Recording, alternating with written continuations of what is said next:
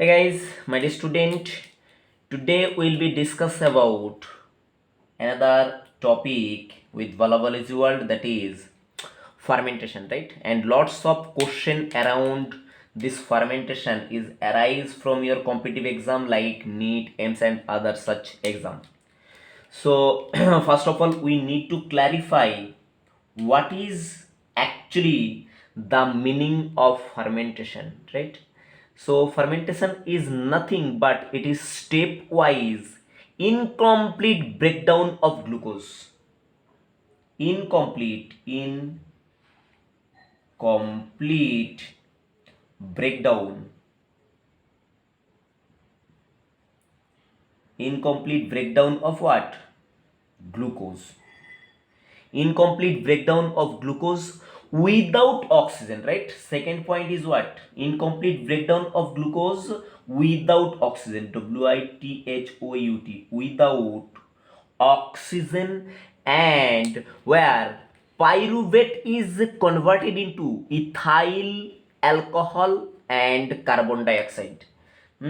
यहाँ पर ये जो फर्मेंटेशन का प्रोसेस है, यहाँ पर किसका बताइए, ग्लूकोज जो है इसका इनकम्प्लीट स्टेप वाइज ब्रेकडाउन हो रहा है, जिसमें कैसे ब्रेकडाउन हो रहा है? Without oxygen. और ये जो ग्लूकोज का इनकम्प्लीट ब्रेकडाउन हो रहा है तो उसका अल्टीमेट जो प्रोडक्ट है वो क्या बनता है? वहां से पाइरुवेट बनता है, ठीक है, पाइरुवेट। तो ये pyruvate after completing this fermentation, pyruvate is after that is converted into actually ethanol या तो ethyl alcohol and production of carbon dioxide. That is the idea of fermentation. So I mention this point again for you. Fermentation is nothing but it is stepwise breakdown of glucose, right? And it is occur without oxygen, and where pyruvate or pyruvic acid is ultimately convert into ethanol or ethyl alcohol and carbon dioxide. That is called fermentation, right? Now mostly it's performed by yeast, right? ये जो fermentation है, ये fermentation mostly कौन perform करता है बताइए? Yeast, YEAST, yeast. और अब जानते हैं ईस्ट जो है, yeast is an unicellular fungi. तो फंजाई जनरली क्या रहता है बेटा? मल्टी सेलुलर रहता है, but yeast is an specialise unicellular fungi, and mostly this yeast perform the process of fermentation. That's mean incomplete breakdown of this glucose without oxygen, and where the yeast is convert this pyruvate into ethanol and carbon dioxide, right? तो ये बात आपको बड़ा ध्यान से शांति से याद रखना पड़ेगा बेटा, ठीक। अब देखिए ईस्ट के अलावा और कौन कौन हो सकता है जो ये वाला प्रोसेस जो है, मतलब फर्मेंटेशन का प्रोसेस क्या करता है बताइए? फॉलो करता है और फर्मेंटेशन करता है। तो यहाँ पर और एक एग्जांपल, आप एग्जाम पॉइंट ऑफ व्यू क्या करना बेटा, याद रखना कि root of some water logging plant, root of some water logging plant, right? जैसे कि मानो कि ये कोई तालाब है, ठीक, ये कोई तालाब, और तालाब से क्या है बेटा, यहाँ पर एक पानी भरा हुआ है, ठीक है, और नीचे ये क्या है? Soil surface. तो ये आप जानते हैं कि ये जो सॉफ्ट सॉइल है तालाब के नीचे, तो यहाँ पर क्या होता है, कुछ वाटर लॉजिंग प्लांट जो है ये जगह पे क्या होता है, नीचे beneath bottom the pond, bottom the water body, right, ये जगह पे क्या होता है, कुछ वाटर लॉजिंग प्लांट होता है जो क्या होता है, पानी से सबमर्ज रहता है, पानी से डूबा हुआ रहता है। तो ये जो वाटर लॉजिंग प्लांट का रूट होता है, ठीक है, तो ये जो वाटर लॉजिंग प्लांट का रूट है, ये रूट क्या करता है, ये परफॉर्म करता है, कभी कभी क्या है बताइए, फर्मेंटेशन का प्रोसेस ये भी क्या करता है, फॉलो करता है। और भी कुछ एग्जांपल आपको जान के जाना पड़ेगा for the exam point of view. यहाँ पर क्या होता है, मसल ऑफ एनिमल, ठीक है, हायर ऑर्डर एनिमल में भी क्या होता है, ये आपका एक्चुअली फर्मेंटेशन यहाँ पर डायरेक्टली नहीं होता, तो उस प्रोसेस को क्या बोलते हैं, एनएरोबिक रेस्पिरेशन, क्योंकि fermentation is comes under anaerobic respiration as well, ठीक है। तो यहाँ पर फर्मेंटेशन में मैंने सीधा आपको बताया कि ethanol and carbon dioxide production होता है। तो ये एनारोबिक रेस्पिरेशन के अंदर क्या होता है, जब ग्लूकोज का इनकम्प्लीट ब्रेकडाउन होता है तो वहां पर क्या होता है, कभी हायर ऑर्डर एनिमल में वहां पर इथानॉल के जगह वहां पर प्रोडक्शन होता है लैक्टिक एसिड। क्या प्रोडक्शन होता है बेटा, लैक्टिक एसिड प्रोडक्शन होता है। कहां पर बताइए, higher order animal, the muscle of animal, actually the muscle of animal, ठीक, एनिमल्स, ठीक है। तो ये मसल ऑफ एनिमल में भी क्या होता है, ये आपका एनएरोबिक रेस्पिरेशन मीन फर्मेंटेशन का प्रोसेस, जिसमें क्या होता है, लैक्टिक एसिड प्रोडक्शन होता है इंस्टेड ऑफ दिस इथानॉल। ये भी आपको एग्जाम पॉइंट ऑफ व्यू क्या करना बेटा, याद रखना है। और भी क्या होता है, सेवरली क्या होता है, कुछ वार्म होता है, वार्म बोले तो कौन है, many parasitic warm, right, many parasitic warm, parasitic warm, WRM, बहुत सारा पैरासाइटिक वार्म होता है जो डिजीज कॉज करता है। वो वार्म क्या करता है बताइए, फर्मेंटेशन का प्रोसेस, जो एनारोबिक रेस्पिरेशन का प्रोसेस वो फॉलो करता है। और क्या होता है, जो प्रोकैरियोट, मैक्सिमम प्रोकैरियोट जो है, prokaryotic cell as well as and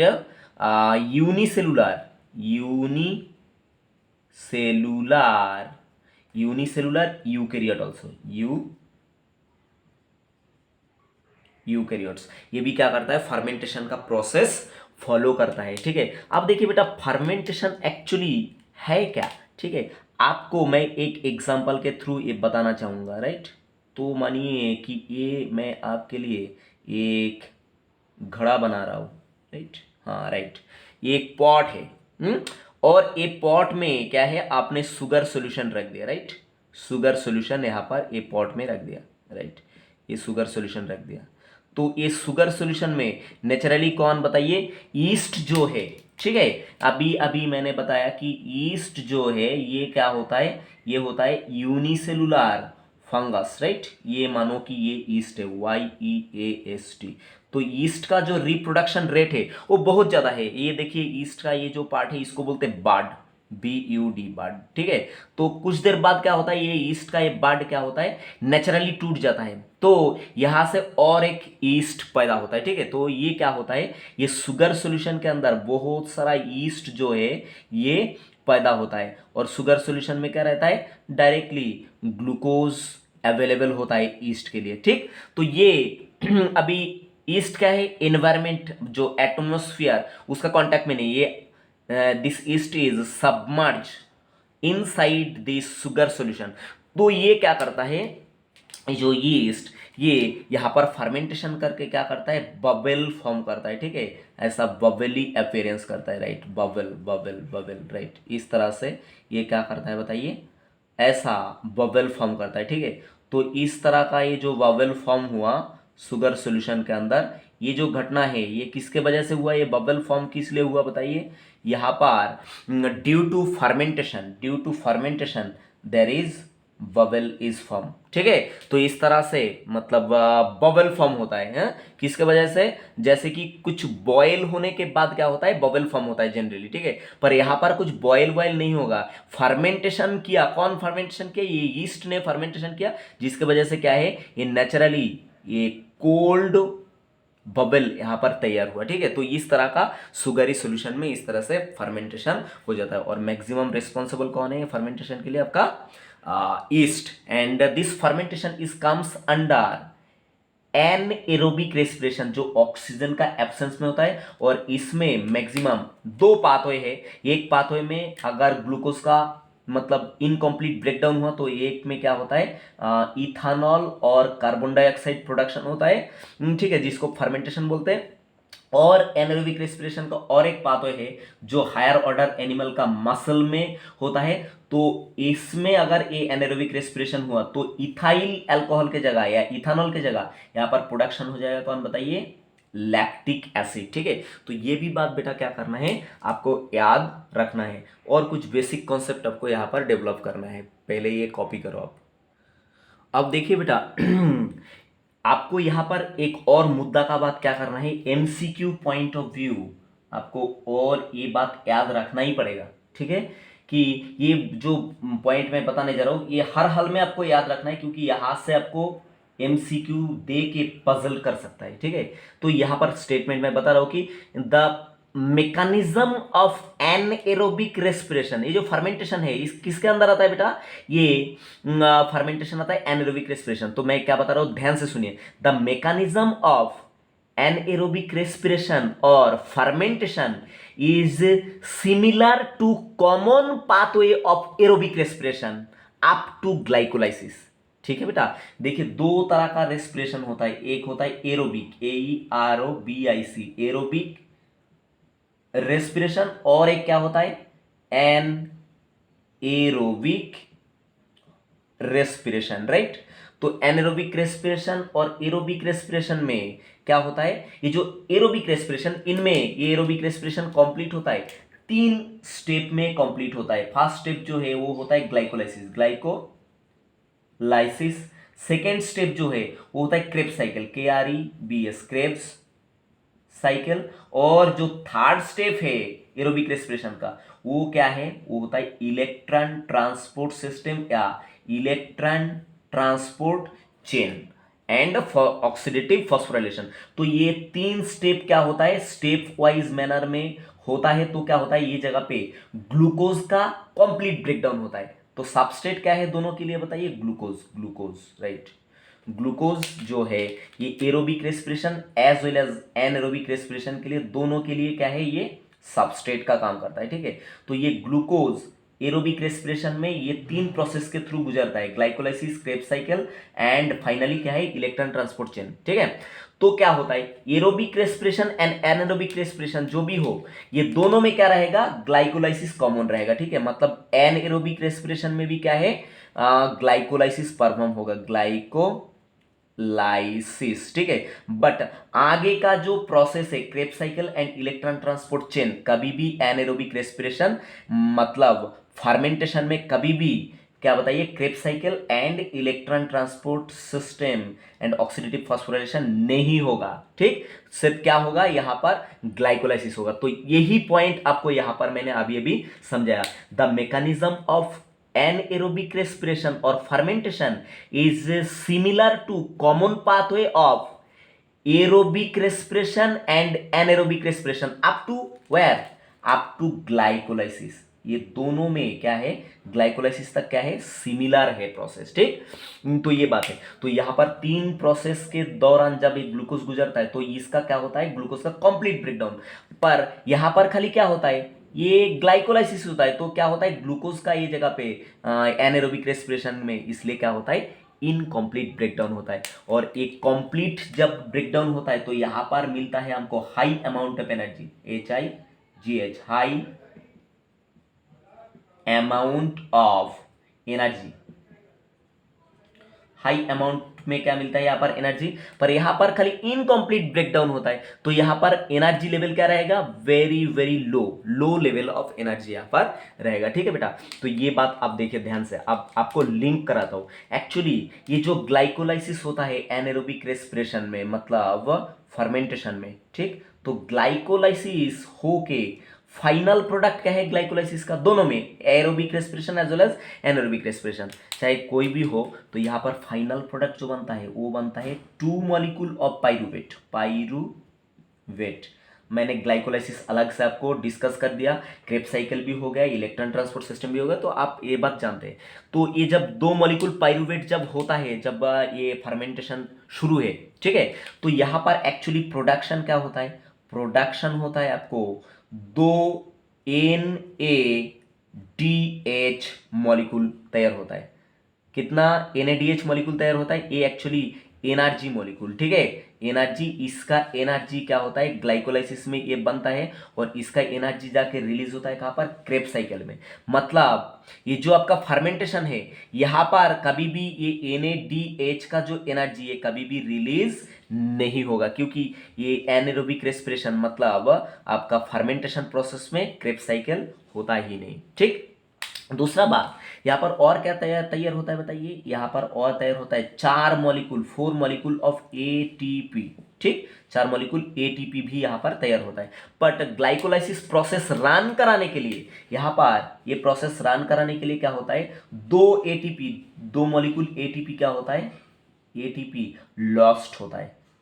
2 molecule of ATP is lost during this glycolysis process. तो यहाँ पर नेट गेन जो है, how many ATP is net gain, तो यहाँ पर क्या होता है, ये 4 मॉलिक्यूल तैयार हुआ, 2 मॉलिक्यूल खर्चा हुआ, तो यहाँ पर 2 ATP हम क्या कर देते, माइनस कर देते। तो नेट गेन जो है वो कितना होता है, 2 ATP यहाँ पर क्या होता है, नेट गेन होता है, ठीक है। तो ये जो फर्मेंटेशन का प्रोसेस है इसमें कितना ATP बनता है बताइए, क्योंकि फर्मेंटेशन में सिर्फ क्या होता है, ग्लाइकोलाइसिस ही होता है। तो ग्लाइकोलाइसिस में अल्टीमेटली क्या कितना ATP बन रहा है बताइए, सिर्फ 2 ATP यहाँ पर बनता है, ठीक है।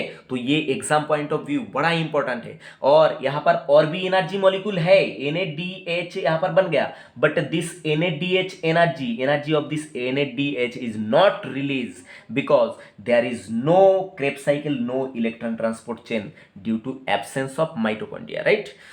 और यहाँ पर ईस्ट में माइटोकॉन्ड्रिया है भी, तो ये क्या कर रहा है, एनारोबिकली क्या कर रहा है, रेस्पिरेशन कर रहा है। तो एनारोबिक रेस्पिरेशन में कभी भी Krebs cycle and electron transport chain जो है, इलेक्ट्रॉन ट्रांसपोर्ट सिस्टम पॉसिबल नहीं है। अब मेन आइडिया में मैं एंटर करता हूं कि अब फर्मेंटेशन में एक्स्ट्रा क्या होता है। अब देखिए यहाँ पर क्या हुआ, ग्लाइकोलाइसिस में एंड प्रोडक्ट क्या तैयार हुआ, यहाँ पर 2 मॉलिक्यूल ऑफ पाइरुवेट, राइट, या पाइरुविक एसिड।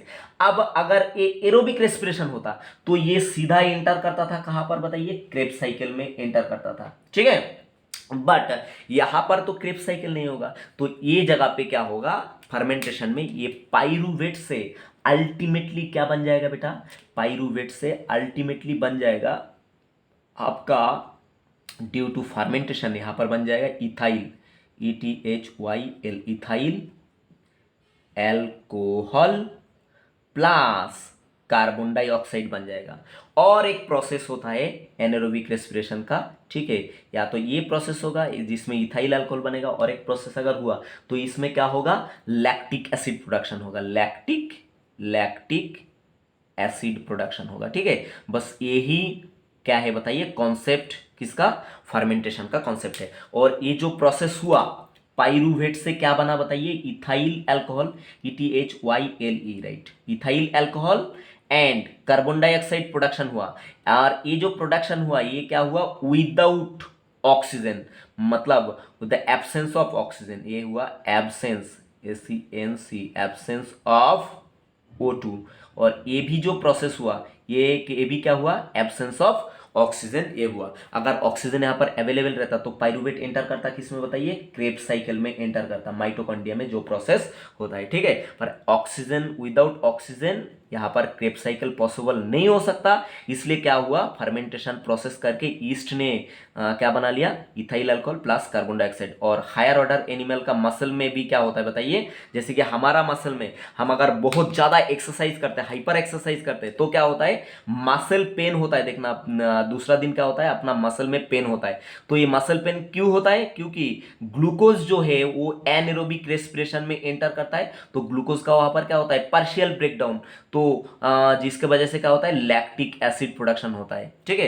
तो आप बोल सकते कि सर हमारा बॉडी में तो ऑक्सीजन अवेलेबल है, तो फिर भी मतलब अपना मसल जो है, अपना जो मसल है ये एनारोबिक रेस्पिरेशन क्यों करेगा, क्योंकि देखो मैंने एक बात आपको मेंशन करा, ये अपना मसल है, राइट, ये मसल है, ये मैंने एक बात आपको मतलब मेंशन करा कि हम जब हाइपर एक्सरसाइज कर रहे हैं, ठीक है, बहुत ज्यादा एक्सरसाइज कर रहे हैं, मान लो कि 1000 मीटर हम दौड़ रहे हैं बहुत स्पीड से, तो क्या हो रहा है उस समय हमको हमारा जो ब्रीदिंग रेट वो बहुत ही फास्ट हो जाता है, क्योंकि ऑक्सीजन का डिमांड अपना बॉडी में बढ़ जाता है। तो जितना अमाउंट में ऑक्सीजन चाहिए उतना अमाउंट पे हम ऑक्सीजन ब्रीथ नहीं कर सकते, इसलिए क्या है, oxygen, lack of oxygen, the glucose is enter inside the anaerobic respiration, that's why lactic acid is produce, right. तो ये आइडिया है। अब ये प्रोसेस में, फर्मेंटेशन प्रोसेस में किस तरह से पाइरूवेट से ethyl alcohol plus carbon dioxide production होता है, इसका रिएक्शन क्या है और रिएक्शन में कौन सा एंजाइम काम पे लगता है, ये आपका एग्जाम में पूछता है। और ये पाइरूवेट से किस तरह से लैक्टिक एसिड प्रोडक्शन होता है, इसका रिएक्शन क्या है, और कौन सा एंजाइम इसमें क्या होता है, टेक पार्ट करता है, यही हमको एग्जाम में पूछा जाता है। तो ये आइडिया भी क्लियर करेंगे थोड़ी देर में, राइट। तो बेटा हम सबसे पहले देखते हैं कि इथाइल अल्कोहल फर्मेंटेशन, मतलब इथाइल अल्कोहल फर्मेंटेशन के थ्रू किस तरह से प्रोडक्शन हो रहा है, ठीक। और ये प्रोडक्शन कौन कर रहा है, this ethyl alcohol is produced by YEAST, yeast. Yeast ए काम कर रहा है, और ईस्ट क्या है आपको पता है कि ये है यूनिसेलुलर फंजाई, यूनिसेलुलर फंजाई ये करेगा। तो क्या है, अब एक मुद्दा का और बात है बेटा, यहाँ पर MCQ में आपको पूछा जाता है, ठीक है। देखो, yeast have the capacity to respire both aerobically as well as anaerobically, right.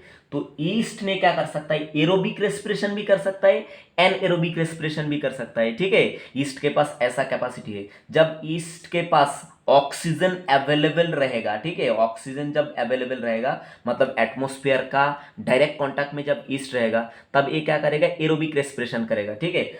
But जब ईस्ट, कोई मान लो कि ये कोई शुगर सॉल्यूशन है, ठीक है, शुगर सॉल्यूशन है, और इसके अंदर कौन बैठ गया बताइए, ईस्ट को डुबा दिया गया, मतलब आर्टिफिशियली या तो मतलब नेचुरली इसके अंदर क्या है, अभी मान लो कि ईस्ट है ये, ठीक है। अब ये डायरेक्ट एटमॉस्फेयर के कांटेक्ट में है क्या, ये वाला ईस्ट YEAST, ये डायरेक्ट कांटेक्ट में नहीं है, तो इसके पास ऑक्सीजन अवेलेबल नहीं हो रहा है। तो ये क्या करेगा, अभी एनएरोबिक रेस्पिरेशन, मतलब फर्मेंटेशन प्रोसेस करके इथाइल अल्कोहल प्रोडक्शन करेगा, ठीक है। पर ये आप याद रखना एग्जाम पॉइंट ऑफ व्यू। अब देखिए, ग्लाइकोलाइसिस में जो फाइनल प्रोडक्ट है, क्योंकि glycolysis, this step is similar to aerobic as well as anaerobic respiration, ठीक है, दोनों में ये सेम है। But glycolysis is the only step of anaerobic respiration, ये भी क्वेश्चन आपको पूछा जाता है, ठीक। क्योंकि ग्लाइकोलाइसिस होने के बाद फिर और कुछ होता ही नहीं, electron transport chain and Krebs cycle होता ही नहीं, इसलिए मैंने बताया कि glycolysis is the only step of anaerobic respiration. अब ये ईस्ट क्या करेगा, ग्लाइकोलाइसिस करके मान लो इसने क्या कर लिया, पाइरूवेट बना लिया, पाइरूवेट या तो पाइरुविक एसिड इसने प्रोडक्शन कर लिया। अब ये पाइरुविक एसिड कहां पर एंटर किया बताइए, फर्मेंटेशन प्रोसेस में एंटर किया। तो ये क्या करेगा, ये आपका जो पाइरुवेट है ये कन्वर्ट हो जाएगा अल्टीमेटली एसिटल्डिहाइड,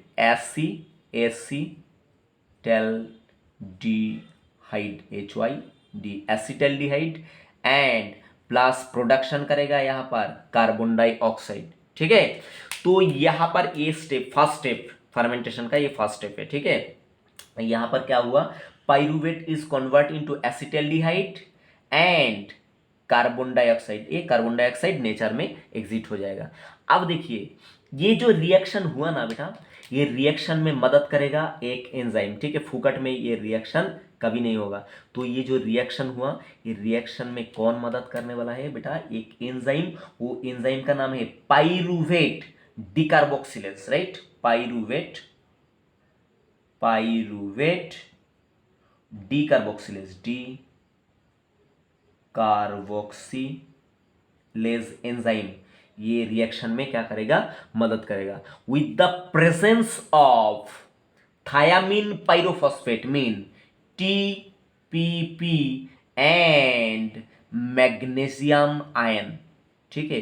ये पाइरुवेट डिकार्बोक्सिलेज काम कब करेगा, जब मीडियम में और क्या प्रेजेंट रहेगा, thiamine pyrophosphate and magnesium ion, ठीक है। तो इसके प्रेजेंस में क्या करेगा बताइए, आपका acetaldehyde and carbon dioxide production कर देगा, ठीक है बेटा। तो ये बात आप क्या करना, याद रखना। अब देखिए सेकेंड स्टेप में क्या होता है, सेकेंड स्टेप में ये जो एसिटल्डिहाइड है, एसिटल्डिहाइड, एसिटल्डिहाइड जो है ये क्या होगा, अभी सबस्ट्रेट हो जाएगा। ठीक, तो यहां से एसिटल्डिहाइड से अभी क्या हो जाएगा, यहां पर प्रोडक्शन हो जाएगा आपका, कौन बताइए, ethyl alcohol, that is C2H5OH। ठीक, ये क्या है formula, that is the formula of ethanol. क्या है ये बताइए, इथानॉल या तो इथाइल अल्कोहल। ठीक है बेटा, तो ये हो गया आपका फर्मेंटेशन का क्या बताइए, product, right, that is the product of your fermentation, right now। ठीक है, ये हो गया इथाइल अल्कोहल। बट कोई भी रिएक्शन क्या होता है बेटा, फुकट में नहीं होता। ये रिएक्शन कौन कंडक्ट कराएगा बताइए, ये हो जाएगा with the presence of alcohol dehydrogenase. किसके प्रेजेंस में होगा बेटा, अल्कोहल डिहाइड्रोजिनेस, GENASE।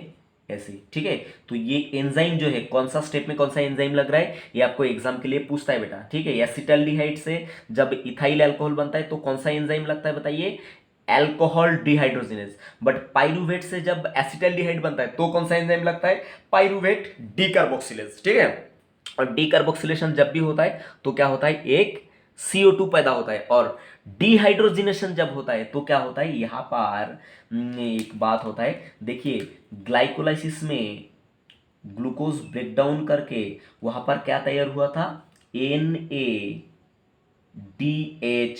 तैयार हुआ था। ठीक है, तो NADH यहां पर फर्दर कहां पर यूज हो गया, NADH यूज होके ये जगह पे क्या बन गया, NAD पॉजिटिव बन गया, मतलब यहाँ पर उल्टा एनर्जी खर्चा हुआ। ठीक है, ये NADH यहाँ पर क्या हो गया बेटा, यूज हो गया। तो ये हो गया आपका कौन सा बताइए, फर्मेंटेशन। ठीक, जहां पर कौन प्रोडक्शन हुआ बताइए, इथाइल अल्कोहल प्रोडक्शन आपका हो गया। अब देखिए ये इथाइल अल्कोहल प्रोडक्शन कहां पर हुआ बेटा, ये शुगर सॉल्यूशन के अंदर आपका क्या हुआ बताइए, ये इथाइल अल्कोहल प्रोडक्शन हो गया, और उसमें ये एंजाइम लगा, ये वाला एंजाइम लगा, दो स्टेप में ये इथाइल अल्कोहल प्रोडक्शन हो गया। अब देखिए इथाइल अल्कोहल ये शुगर सॉल्यूशन में, मतलब ईस्ट कब तक, जिंदगी भर के लिए, अनंत काल के लिए बनाते ही जाएगा, बनाते ही जाएगा, ऐसा होगा क्या, ऐसा नहीं होगा। ठीक है, कि इथाइल अल्कोहल का ये जो सॉल्यूशन है इसके अंदर एक पर्टिकुलर कॉन्सेंट्रेशन होना चाहिए, उसके वो कॉन्सेंट्रेशन के ऊपर अगर इथाइल अल्कोहल क्रॉस हो गया तो क्या होता है, ये इथाइल अल्कोहल की वजह से ये ईस्ट का क्या हो जाता है, मौत हो जाता है। ठीक है, तो ये इसलिए वो जो लिमिट है उसको क्या बोलते हैं, ईस्ट पॉइजन बोलते हैं। ठीक, तो ये बात आप क्या करना है, याद रखना। अब देखिए ये जो प्रोसेस, ये जो एनारोबिक रेस्पिरेशन किया, ये कौन किया बेटा, ईस्ट ने किया। तो ईस्ट के अंदर ही क्या हुआ, ये इथाइल अल्कोहल प्रोडक्शन हुआ। ठीक है, but ethyl alcohol does not stay inside the micro organism that is east.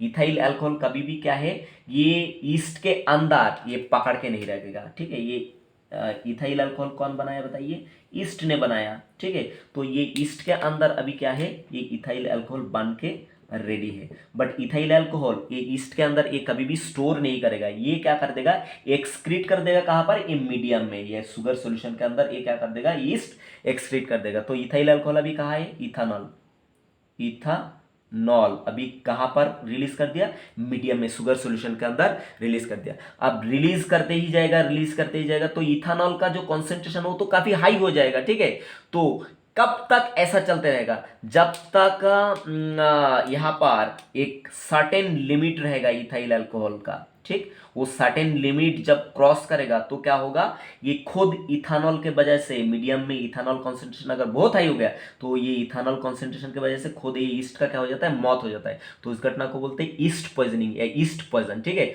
तो क्या होता है, ये जो आपका मतलब accumulation of alcohol beyond certain limit in the medium is actually eventually kill the yeast or microorganism, and this level is up to 13%। ठीक है, कितना परसेंट तक अल्कोहल मतलब टॉलरेट कर सकता है ईस्ट बताइए, 13% तक अगर मीडियम में अल्कोहल है, प्रोडक्शन किया खुद ईस्ट ने, तो ईस्ट क्या करेगा, सर्वाइव कर लेगा। बट अगर 13% लिमिट 13% जो अल्कोहल का लिमिट है, ये अगर इसके ऊपर चला गया मतलब 14% हो गया, तो ये ईस्ट जो है ये सर्वाइव नहीं करेगा, ये इसका मौत हो जाएगा। ठीक है, तो उसको क्या बोलते बताइए, up to 13% in yeast, this yeast can tolerate this limit of alcohol, after that, if this 13% is cross above, mean 14% अगर हो गया, 15% हो गया, तो क्या हो जाएगा, ईस्ट का मौत हो जाएगा। काफी बार मैं ये जगह पे फोकस कर रहा हूं क्योंकि यहां से क्वेश्चन आपको पूछा जाता है कि ईस्ट पॉइजन क्या है। तो आप बताएंगे कि एक मीडियम में क्या होना चाहिए, ये जो ईस्ट ने अल्कोहल पैदा किया इसका एक सर्टेन लिमिट होना चाहिए, तो वो लिमिट क्या है, 13% ऑफ एल्कोहल, राइट। 13% अगर है तो ठीक है, ईस्ट सर्वाइव कर लेगा 13% या 12%, बट 13% अगर क्रॉस किया तो ये अल्कोहलिक कॉन्सेंट्रेशन ईस्ट बर्दाश्त नहीं कर सकता, इसका मौत हो जाता है। तो उस घटना को क्या बोलते हैं, yeast poison, YEAST, yeast POISON, yeast poison, right. It is very very important for you बेटा, ये आप कभी भी क्या करो, याद रखो, ठीक है बेटा। तो देखते हैं अब क्या है, लैक्टिक एसिड किस तरह से प्रोडक्शन होता है due to this anaerobic respiration. अब देखिए बेटा, यहां पर और एक क्वेश्चन आपको अराइज हो सकता है, घुमा के क्वेश्चन और एक पूछ सकता है। मानिए कि कोई इंडस्ट्री ये ईस्ट को यूज करके अल्कोहल प्रोडक्शन कर रहे हैं, क्योंकि आप जानते हैं alcohol have very great market value. ठीक है, दारू बहुत चलता है मार्केट में, तो ये दारू कहाँ से बनता है, इथाइल अल्कोहल ही है। ठीक, तो मान लो कि कोई जो इंडस्ट्री है, कोई कंपनी जो क्या कर रहा है, ईस्ट को यूज करके ये अल्कोहल बना रहा है, तो वो अगर 13% ईस्ट ने अगर अल्कोहल बना दिया और 13% अगर लिमिट जब क्रॉस हो गया तो क्या हो जाएगा, सिंपली ईस्ट का मौत हो जाएगा, तो इंडस्ट्री का तो लॉस हो जाएगा। तो कैसे ये अल्कोहल कॉन्सेंट्रेशन एक मतलब कंटिन्यू कैसे रख सकते हैं, बढ़ा कैसे सकते हैं, तो ये अगर ये मतलब मीडियम में क्या कर दिया, डिस्टिलेशन कर दिया, राइट। डिस्टिलेशन अगर कर दिया तो क्या होता है, अल्कोहल कॉन्सेंट्रेशन अगर 13% के ऊपर भी गया तो भी क्या होता है, ईस्ट का मौत नहीं होता। ठीक है, तो ये भी आप याद रखना, how this alcohol concentration we can increase this alcohol concentration by the process of distillation, right. ये आप याद रखना, ठीक है बेटा। अब देखिए यहां पर तो अभी अभी क्या बन गया, पाइरुवेट से बन गया alcohol, ethyl alcohol, but pyruvate से और एक प्रोडक्ट भी बन सकता है, पाइरुवेट। ठीक है, पाइरुवेट से मतलब जो हायर ऑर्डर एनिमल है उसका बॉडी में क्या बन सकता है बताइए, लैक्टिक एसिड बन सकता है। ठीक है, जैसे कि मैंने बताया था एक्सरसाइज के दौरान, हाइपर एक्सरसाइज अगर किया, लैक्टिक एसिड भी क्या होता है बताइए, बन सकता है ये एनारोबिक रेस्पिरेशन में। ठीक, तो ये एक ही स्टेप यहाँ पर हमको याद रखना पड़ेगा। अब ये जो स्टेप है, ये स्टेप होने के लिए कोई भी एक एंजाइम चाहिए जिसका नाम क्या है बेटा, लैक्टिक डिहाइड्रोजिनेज। क्या नाम है बेटा ये एंजाइम, लैक्टिक डिहाइड्रोजिनेज, DHYDROGENASE। ठीक है, लैक्टिक डिहाइड्रोजिनेज जब काम करेगा तो पाइरुवेट से क्या बन जाएगा, लैक्टिक एसिड बन जाएगा। And lactic dehydrogenase is work with the presence of FMN, that's mean flavin mononucleotide and zinc ion, Zn++ ion. ठीक है, ये भी एमसीक्यू पॉइंट ऑफ व्यू क्या करना बेटा, काफी अच्छे से याद रखना। और ये जगह पे जैसे कि ये डिहाइड्रोजिनेज एंजाइम काम कर रहा है, तो यहाँ पर क्या होगा, ऑब्वियसली डिहाइड्रोजिनेशन हो जाएगा। तो डिहाइड्रोजिनेशन मतलब क्या है, यहाँ पर NADH जो ग्लाइकोलाइसिस प्रोसेस के दौरान बना था, ये NADH मॉलिक्यूल क्या हो जाएगा, ये प्रोसेस में खर्चा हो जाएगा और यहाँ से बन जाएगा क्या बताइए, NAD पॉजिटिव बन जाएगा। ठीक है, तो ये प्रोसेस से क्या हुआ, आपको मिल गया कौन सा बताइए, लैक्टिक एसिड। ठीक, तो मसल में अगर ये लैक्टिक एसिड मतलब हो गया हायर ऑर्डर एनिमल में, तो क्या करता है, अपना ब्लड सर्कुलेशन के थ्रू ये चला जाता है कहां पर, ये भेज देता है अपना लिवर में भेज देता है। ठीक है, तो लिवर फिर से लैक्टिक एसिड को कन्वर्ट कर देता है किसमें बताइए, मतलब usable product, right. Usable product में ये क्या कर देता है, यूजेबल प्रोडक्ट में कन्वर्ट कर देता है, प्रोडक्ट। ठीक, प्रोडक्ट में कन्वर्ट देता है, अल्टीमेटली ये क्या है, ग्लूकोज में इसको कन्वर्ट करते हैं, ग्लूकोज। ठीक है, ये बात आप याद रखना। बट यहाँ पर तो हम प्लांट फिजियोलॉजी पढ़ रहे हैं, प्लांट में ये चीज़ हो रहा है। ठीक है, फिर भी मैं एनिमल के साथ ये आपको कोरिलेट करने के लिए बोल रहा हूँ। तो ये जो प्रोसेस है बेटा, यहाँ पर कभी भी ये जो एनारोबिक रेस्पिरेशन, ये कभी भी क्या होगा, ऑक्सीजन यहाँ पर क्या रहेगा बताइए, एब्सेंट रहेगा, ऑक्सीजन एब्सेंट रहेगा। और दूसरा यहाँ पर क्या है, no Krebs cycle, KREBS, Krebs cycle. ठीक है, कोई क्रेब्स साइकिल नहीं होगा क्योंकि ये एनारोबिक रेस्पिरेशन है। और दूसरा क्या है, यहाँ पर कोई भी माइटोकॉन्ड्रिया नहीं है, नो माइटोकॉन्ड्रिया, CHONDRIA।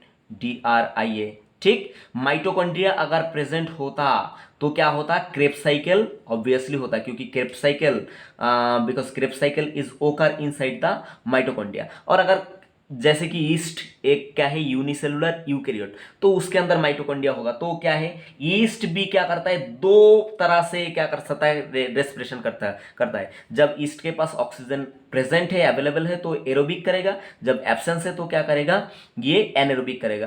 तो अगर ऑक्सीजन मिला ही नहीं तो क्रेब्स साइकिल कैसे होगा। और दूसरा बात, माइटोकॉन्ड्रिया नहीं है, और क्या है यहाँ पर, नो इलेक्ट्रॉन ट्रांसपोर्ट सिस्टम, यहाँ पर इलेक्ट्रॉन ट्रांसपोर्ट जो चेन है ये भी क्या होगा, नहीं होगा। ठीक है, और ये प्रोसेस के दौरान एनर्जी कितना प्रोडक्शन होगा बताइए, small amount of energy, small MOUNT, amount of what, energy, ENERGY। But how much, small. Actually यहां पर एनर्जी प्रोडक्शन होता है कितना बताइए, only 2 ATP is produce during this anaerobic respiration. वो भी कहां पर, फर्मेंटेशन में प्रोडक्शन नहीं हुआ, ये प्रोडक्शन हुआ कहां पर बताइए, ग्लाइकोलाइसिस में ये एनर्जी प्रोडक्शन हो गया। ठीक है, तो ये एनारोबिक रेस्पिरेशन में सिर्फ क्या है, ग्लूकोज के अंदर जो हाई एनर्जी छुपा हुआ था, ठीक है, ग्लूकोज के अंदर, ग्लूकोज के अंदर जो हाई एनर्जी छुपा हुआ था, इसका एनारोबिक रेस्पिरेशन में सिर्फ कितना परसेंट ही रिलीज हो पाए बताइए, only 7% energy is release during this what, anaerobic respiration, right. और यहां पर ग्लूकोज का क्या हुआ, इनकम्प्लीट ब्रेकडाउन हुआ। That is the whole idea about your fermentation. I hope you enjoy this video. Like, comment, share and subscribe if you are new in this channel for supporting Bala Result. Bye बच्चों।